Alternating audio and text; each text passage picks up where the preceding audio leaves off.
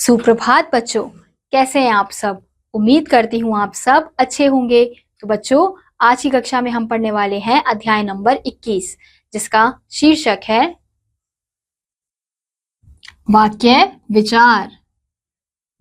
तो हम इस अध्याय में जानेंगे वाक्य के बारे में।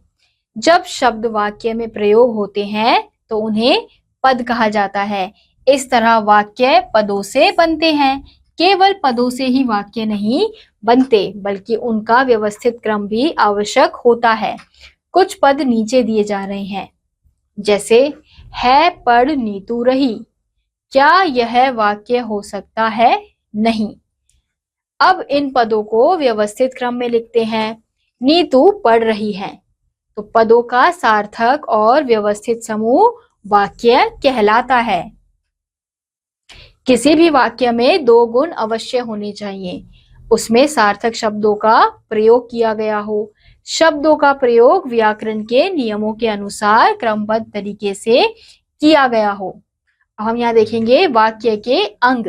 इन वाक्यों पर विचार कीजिए। भागता हुआ चोर तुरंत पकड़ा गया। वह बेचारा क्या कर सकता है? जिनके बारे में कुछ कहा गया है, जैसे भागता हुआ चोर, वह बेचारा।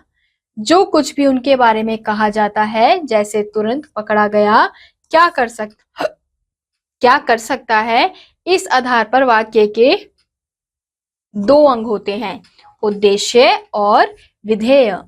तो उद्देश्य क्या होते हैं? वाक्य में जिसके विषय में कुछ कहा जाए या वाक्य में जो क्रिया को करने वाला, उसे उद्देश्य कहते हैं। यानी कि वाक्य में जो क्रिया कर रहा है, जिसके बारे में कुछ कहा जा रहा है, वो हमारा उद्देश्य होता है। और विधेय होता है उद्देश्य के विषय में जो कुछ कहा जाए, उसे विधेय कहते हैं।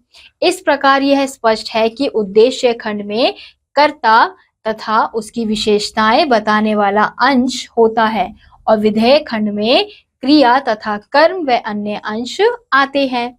तो वाक्यों को उद्देश्य और विधेय खंडों में निम्नलिखित प्रकार से बांटा जा सकता है। तो उद्देश्य है वंदना और विधेय है पढ़ रही है।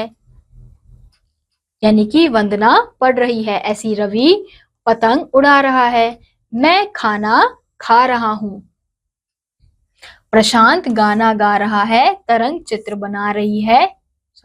चित्र बना रहा है। तुषार पत्र लिख रहा है। तो उद्देश्य और विधेय के विषय में विस्तार से हम अगली कक्षा में पढ़ेंगे। अब हम यहाँ देखेंगे वाक्य के प्रकार। रचना के आधार पर वाक्य मुख्यतः 3 प्रकार के होते हैं: सरल वाक्य, संयुक्त वाक्य और मिश्र वाक्य। तो सरल या साधारण वाक्य क्या होते हैं? जैसे शशांक आया, सभी छात्र आ गए, बंदर नाच रहा है, बारिश हो रही है।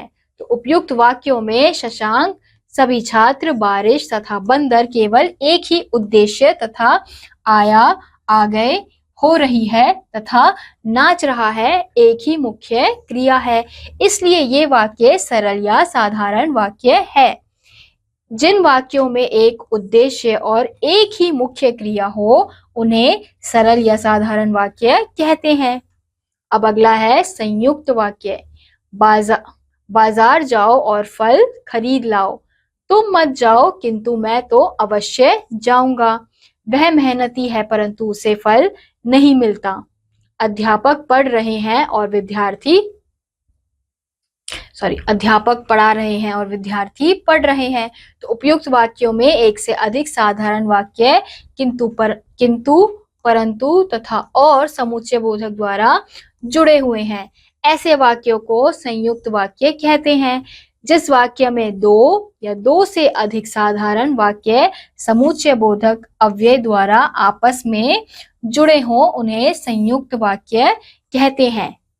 अब अगला है मिश्र वाक्य। जिसने गिलास तोड़ा है, खड़ा हो जाए। लक्ष्मण ने देखा कि सीता जी कुटिया में नहीं है। जो मेहनत करता है वह सफल होता है। जो सामने बैठा था वह लड़का घर चला गया।